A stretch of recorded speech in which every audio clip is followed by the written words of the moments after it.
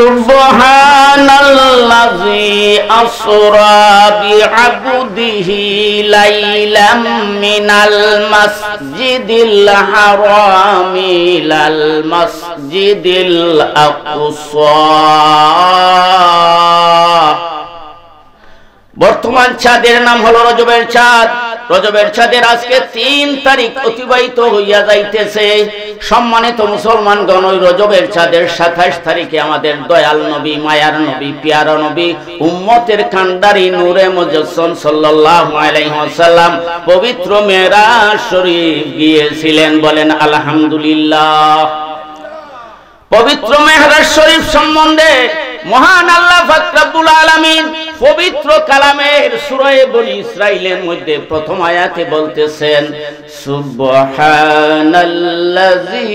আসরা বিআবদিহি লাইলাম মিনাল মাসজিদিল হারামি ইলাল মাসজিদিল আকসা।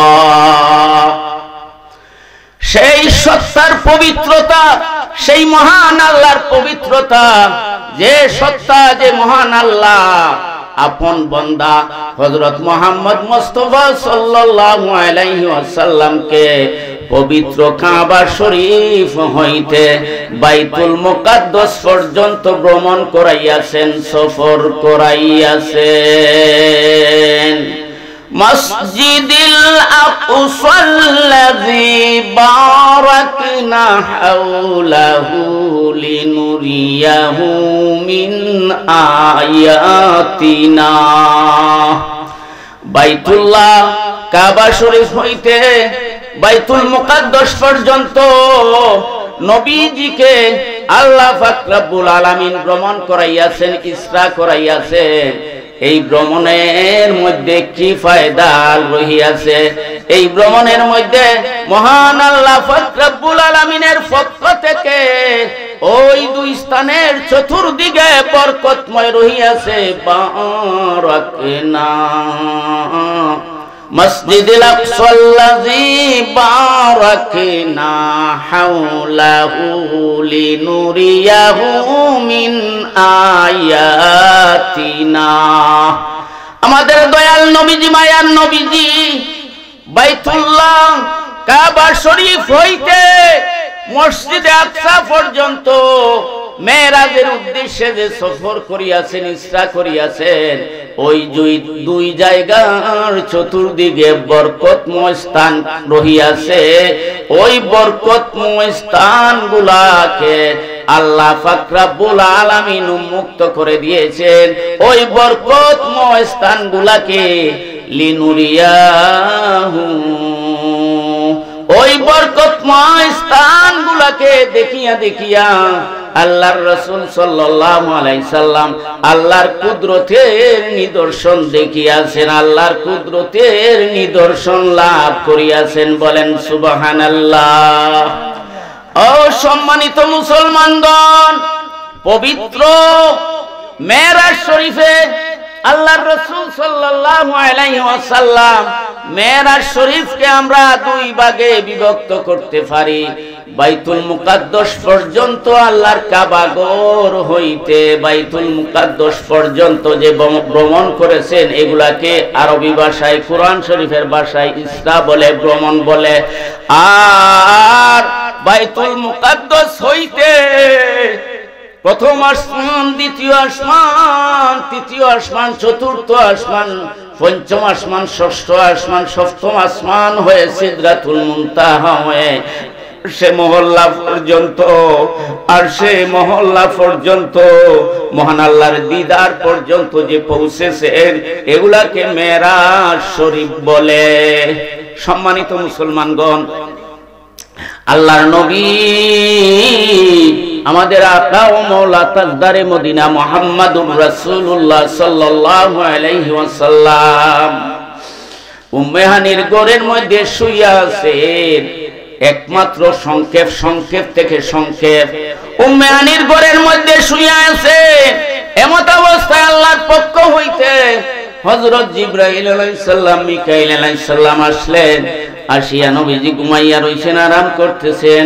নবীজিকে জিবরাইল আলাইহিস সালাম কিভাবে জাগাইবেন, কিভাবে জাগ্রত করবেন, কোনো বিয়াদবি যাতে না হয়, এই জন্য আল্লাহর রাসূল সাল্লাল্লাহু আলাইহি ওয়াসাল্লামকে জিবরাইল আলাইহিস সালাম আপন নুরানি জিহ্বা দ্বারা চাটতে আরম্ভ করলেন।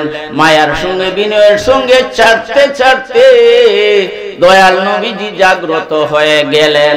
দয়াল নবীজির ঘুম মুবারক যখন সরে গেল, দয়াল নবীজিকে বললেন, ইয়া রাসূলুল্লাহ, ইয়া হাবিবাল্লাহ, আল্লাহ হুকুম করেছেন আপনাকে মেরাজ শরীফ লইয়া যাওয়ার জন্য। এই জন্য আমি জিবরাইল আর মিকাইল আমরা দুইজন এসেছি। মিকাইল আপনার সঙ্গে সাক্ষাৎ করে চলে যাবেন, আর আমি জিবরাইল আপনার সঙ্গে সফর করতে, ভ্রমণ করতে, মেরাজ শরীফ পালন করতে যতটুকু সময় লাগে সব সময় আমি আপনার সাথে আছি। দয়াল নবীজি দেখলেন ঘুম হইতে জাগ্রত হইয়া ওযু মুবারক করলেন। ওযু মুবারক করার পরে দেখলেন সামনেই বুরাক হাজির। জিবরাইল আলাইহিস সালাম আল্লাহর রাসূল সাল্লাল্লাহু আলাইহি সাল্লামকে অনুরোধ করলেন, ওগো দয়াল নবীজি, মায়ার নবীজি, আপনি বুরাকের পৃষ্ঠে আরোহণ করেন। দয়াল নবীজিকে এই কথা বলার পরে আল্লাহর রাসূল সাল্লাল্লাহু আলাইহি ওয়াসাল্লাম বুরাকের পৃষ্ঠে আরোহণ করলেন। আগেই বলছি আমি, সংক্ষেপ থেকে সংক্ষেপ। যখন বুরাকের পৃষ্ঠে আরোহণ করলেন, ওই নুরানি বুরাক, নুরানি জিবরাইল আলাইহিস সালাম, নুরানি বুরাকের রশ্মি, নুরানি আমাদের দয়াল নবীজি, নুরানি নবীজি যখন বুরাকের পৃষ্ঠের মধ্যে উঠলেন, জিবরাইল আলাইহিস সালাম নুরানি লাগাম ধরে টেনে টেনে আল্লাহর রাসূলকে লইয়া যাওয়া আরম্ভ করলেন। আল্লাহর রাসূল সাল্লাল্লাহু আলাইহি সাল্লামকে জিবরাইল উড়াল দিয়া বুরাক সহ আপনার কাবা শরীফের সত্তর থেকে উম্মে হানির গড় থেকে তিনি পৌঁছিয়া গেলেন ইয়াসরিফ। বর্তমান নাম হলো মদিনা, আগের নাম হলো ইয়াসরিফ। ইয়াসরিফের মধ্যে পৌঁছিয়া আল্লাহর রাসূল সাল্লাল্লাহু আলাইহি ওয়াসাল্লামকে জিবরাইল আলাইহিস সালাম বললেন, ইয়া রাসূলুল্লাহ, ইয়া হাবিবাল্লাহ, নবী গো,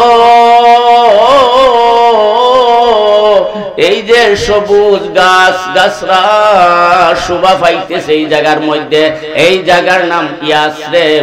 এই জায়গার মধ্যে ইসলামের অনেক কিছু নিদর্শন রহিয়াছে। নবী গো, আপনি এই স্থানের মধ্যে নামিয়া যান, আর এই স্থানের মধ্যে 2 রাকাত নামাজ, নফল নামাজ শুকরিয়া স্বরূপ আদায় করলেন। আল্লাহর রাসূল সাল্লাল্লাহু আলাইহি সাল্লামকে জিবরাইল যখন বললেন, তুমি 2 রাকাত শুকরিয়া স্বরূপ নামাজ আদায় করো, আল্লাহর নবী সাল্লাল্লাহু আলাইহি ওয়াসাল্লাম ওই মাটির মধ্যে সিজদা দিয়া 2 রাকাত শুকরিয়া নামাজ, নফল নামাজ আদায় করলেন। নফল নামাজ আদায় করে আল্লাহর কাছে দোয়া করলেন, আল্লাহ, আমি চলেছি পবিত্র মেরাজে, আমার উম্মতরা জানে না কখনো, আমি চলেছি পবিত্র মেরাজে, আমার উম্মতরা জানে না কখনো। ক্ষমা করো আল্লাহ, ক্ষমা করো আল্লাহ, আমার উম্মত গুনাহগার। আল্লাহ পাক রব্বুল আলামিনের পক্ষ থেকে ঘোষণা আসলো, নবী গো, ও দয়াল নবী, আপনার দোয়া বিফলে যাবে না। আল্লাহর কাছে আজকের প্রত্যেকটা মুনাজাত আল্লাহ কবুল করবেন। নবী গো, আপনি নিরাশ হইবেন না। মদিনা শরীফ থেকে মাদায়েন শরীফ গেলেন। মাদায়েন হইতে হযরত ঈসা আলাইহিস সালামের জন্মস্থান বেতেলহামের মধ্যে গেলেন। এই 2 জায়গাতে নামাজ পড়লেন। ওই 2 জায়গাতে নামাজ পড়িয়া আল্লাহর শুকরিয়া আদায় করিয়া আল্লাহর রাসূলের গুনাহগার উম্মতের জন্য মাফ চাইয়া আল্লাহর রাসূল সাল্লাল্লাহু আলাইহি সাল্লাম বুরাকের পৃষ্ঠে আরোহণ করিয়া বাইতুল মুকাদ্দাসের উদ্দেশ্যে রওনা হইয়া গেলেন। যখন রওনা হইলেন অবস্থায় আল্লাহ রাসূল সাল্লাল্লাহু আলাইহি সাল্লামকে জিবরাইল আলাইহিস সালাম বলেন, ইয়া রাসূলুল্লাহ, ইয়া হাবিবাল্লাহ, এখন আমরা বর্জকের উপর দিয়া যাইতেছি, কবরস্থানের উপর দিয়া যাইতেছি। নবী গো, আপনার গুনাহগার নেককার উম্মতের বর্জকি অবস্থা কি, কবরস্থানের অবস্থা কি, আপনি একটু ভালোভাবে গভীর করে খেয়াল করে দেখুন। আল্লাহর রাসূল সাল্লাল্লাহু আলাইহি ওয়াসাল্লাম যখন বর্জকি অবস্থা দেখা আরম্ভ করলেন, ওই দেখার মধ্যে সর্বপ্রথম দেখলেন কিছু পুরুষ আর নারীকে আল্লাহ পাক রব্বুল আলামিনের গজবের ফেরেশতা শাস্তি দিতেছে, তাদেরকে শাস্তি দিতেছে। কি শাস্তি দিতেছে?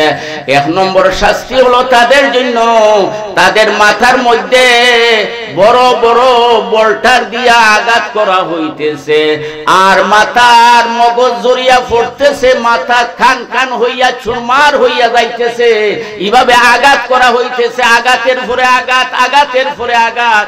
এরপরে দেখা যায় আঘাতের কারণে যখন মাথা চূর্ণ বিচূর্ণ হইয়া যায়, সঙ্গে সঙ্গে আবার জোড়া লাগিয়া যায়। যখন জোড়া লাগিয়া যায় আবার ওই মাথার মধ্যে আঘাত করা হয়। এইভাবে কিছু সংখ্যক কিছু নারীর মাথার মধ্যে আঘাত করা হইতেছে, আর ওই আঘাতের কারণে মাথা চূর্ণ বিচূর্ণ হইয়া যাইতেছে, আর ওই মাথা আবার আগের কায়দায় যাইতেছে, জোড়া লাগিয়া যাইতেছে, ভালো হইয়া যাইতেছে, আবার আঘাত চলতেছে। এইভাবে আঘাতের পরে আঘাত, শাস্তির পরে শাস্তি, কষ্টের পরে কষ্ট অহরহ চলতেছে। আল্লাহর রাসূল সাল্লাল্লাহু আলাইহি ওয়াসাল্লাম জিজ্ঞাসা করলেন, ইয়া আখি জিবরাইল, ওরে আমার ভাই জিবরাইল, এগুলা কি কাণ্ড হইতেছে? কেন তাদের মাথার মধ্যে বারবার আঘাত করা হইতেছে? জিবরাইল আলাইহিস সালাম জবাব দিলেন, নবী গো, যে গুনাহগার উম্মতের জন্য আপনি সব সময় কান্দেন, দোয়া করেন গো নবী, ওই গুনাহগার উম্মতে যদি বুঝে না, পাঁচ ওয়াক্ত নামাজ যদি সারিয়া দে, আপনার উম্মতের মধ্যে, গুনাহগার উম্মতের মধ্যে যারা বেনমাজি গো নবী, যারা নামাজ পড়ে না, সদা সর্বদা নামাজের পাবন্দি না, নামাজের দ্বার ধারে না, বরং নামাজ নিয়ে ঠাট্টা বিদ্রোহ করে, ওই সমস্ত গুনাহগার উম্মতের আযাব গো নবী আপনি চোখে দেখে যান। আপনি যখন আপনার মেরাজ শরীফ শেষ করিয়া উম্মতের কাছে চলে যাবেন, বেনমাজির কি শাস্তি, কি আযাব আপনি বর্ণনা করবেন। আশা করা যায় আপনার উম্মত গুলা হেদায়েত লাভ করিবে। বলেন সুবহানাল্লাহ, আরো জোরে বলেন সুবহানাল্লাহ। ও মুসলমানগণ, আল্লাহর রাসূল সাল্লাল্লাহু আলাইহি ওয়াসাল্লাম বুরাকে যাওয়া অবস্থায় বর্জকের দিকে তাকাইয়া আরেকটা দৃশ্য দেখলেন। একদল মানুষ, মেয়ে পুরুষ, তাদেরকে জাক্কুম ফল খাওয়ানি হইতেছে, খাটাযুক্ত ফল। ওই খাটাযুক্ত ফল খাইতেছে, আর ওই ফলটা মুখে গেলে পরে না উজান দারে দি যায়, না বাটি দারে দি যায়। আরে কত যে কষ্ট, কত যে কষ্ট। এর মধ্যে দুজকের আগুনের মধ্যে তারা কষ্ট হইতেছে। দুজকের আগুনের মধ্যে থাকিয়া তাদেরকে জাক্কুম ফল খাওয়ানি হইতেছে। জিবরাইল আলাইহিস সালামকে জিজ্ঞাসা করলেন, ও ভাই জিবরাইল, ওই সমস্ত মানুষ কারা গো? দুজকের মধ্যে জাক্কুম ফল তাদের মুখের মধ্যে দেওয়া হইছে, কিন্তু এই ফলটা উপরেও যায় না, নিচেও যায় না, শাস্তি হইতেছে, কাঁটাযুক্ত ফল। তাদের বড় কষ্ট হইতেছে। এরা কারা গো নবী? ও ভাই জিবরাইল, নবীজি বললেন, ও ভাই জিবরাইল, এরা কারা? নবী করিম সাল্লাল্লাহু আলাইহি সাল্লামকে জিবরাইল আলাইহিস সালাম বললেন, ইয়া রাসূলুল্লাহ, ইয়া হাবিবাল্লাহ, আপনার উম্মতের মধ্যে এরা ওই গুরু উম্মত যারা আল্লাহর পক্ষ থেকে নিয়ামত ধন সম্পদ পাইছে, কিন্তু ধন সম্পদ পাইয়া যাকাত দিছে না, কৃপণতা করছে, আল্লাহর রাস্তায় ব্যয় করছে না। ওই কৃপণদের জন্য গো আল্লাহ ওই কৃপণদের জন্য, ওই বখিলদের জন্য আল্লাহ দুজখের পরিবেশে, দুজখের আগুনের মধ্যে জাক্কুম ফল খাওয়াইয়া কষ্ট দিতেছে। বলেন নাউযু বিল্লাহি মিন যালিক। ও আল্লাহ, আমাদেরকে, আমাদের সকল মুর্দেগানকে এই ধরনের কষ্ট হইতে হেফাজত করো। এই ব্যাপারটা হইতেছে আল্লাহর ঘর বাইতুল্লাহ হইতে বাইতুল মুকাদ্দাস পর্যন্ত যাওয়ার পথে বর্জকি জীবন আল্লাহ দেখাইতেছেন। আল্লাহর রাসূল সাল্লাল্লাহু আলাইহি সাল্লাম আর একখানে দেখলেন একদল মানুষকে, আপনার টুপি, দাড়ি, পাঞ্জাবি, জুব্বা, আবা কাবা আছে, কিন্তু তাদের জিহ্বাটারে বার কইরা আগুনের খেসি দিয়া আযাবের ফেরেশতা কাটতেছেন। আযাবের ফেরেশতা যখন তার জিহ্বাটা কাটতেছেন, যখন খাটা হই যায় আবার জোড়া হই যায়, যখন খাটা হই যায় আবার জোড়া হই যায়, এইভাবে কাটতেছেন। তখন জিবরাইল আলাইহিস সালামকে জিজ্ঞাসা করলেন, আমাদের প্যারা নবী, মায়ের নবী মুহাম্মদুর রাসূলুল্লাহ সাল্লাল্লাহু আলাইহি ওয়াসাল্লাম জিজ্ঞাসা করলেন, ইয়া আখি জিবরাইল, ও আমার ভাই জিবরাইল, এরা কারা গো যাদের জিহ্বা কাটা হইতেছে আবার জোড়া লাগতেছে? জিবরাইল আলাইহিস সালাম বললেন, ইয়া রাসূলুল্লাহ, ইয়া হাবিবাল্লাহ, এরা হলো আপনার উম্মতের ওই গুরু মানুষ যারা এলিম হাসিল করছে, এলিম হাসিল কইরা বক্তাগিরি করছে, বক্তৃতা করছে, ওয়াজ নসিহত করছে, নিজে আমল করছে না, কিন্তু মানুষরে বুঝাইছে। ওরা দ্বীনের উন্নতির জন্য, আল্লাহকে রাজি খুশি করার জন্য এরা ওয়াজ নসিহত করে নাই, এরা কন্টাক্ট করে মানুষের কাছে নিজের পকেট বাড়ি করার জন্য, নিজের সম্পদ বড় করার জন্য তারা প্রাণ চেষ্টা করেছে। ইয়া রাসূলুল্লাহ, ইয়া হাবিবাল্লাহ, এরা কোনদিন আল্লাহর রাজি খুশি করার জন্য ওয়াজ নসিহত করে নাই, এই জন্য তাদের এই শাস্তি হোক। নাউযু বিল্লাহি মিন যালিক। নারায়ে তাকবীর, নারায়ে তাকবীর, নারায়ে রিসালাত। বিশেষ অতিথি সাহেবের আগমন। মাশাআল্লাহ, বার্তুনি আর নাই আচ্ছা।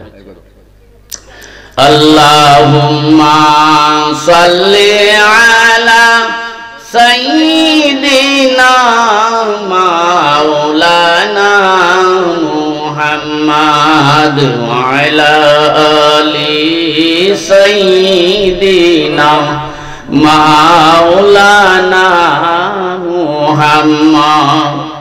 এ বিশ্বে যা কিছু সুন্দর, মঙ্গলময়, কল্যাণকর, প্রেম, প্রীতি, ভালোবাসা, উপহার সবই যেন নবী প্রেমের অলংকার। আল্লাহুম্মা সাল্লি আলা সাইয়্যিদিনা মাওলানা মুহাম্মাদ ওয়া আলা আলি সাইয়্যিদিনা মাওলানা মুহাম্মাদ।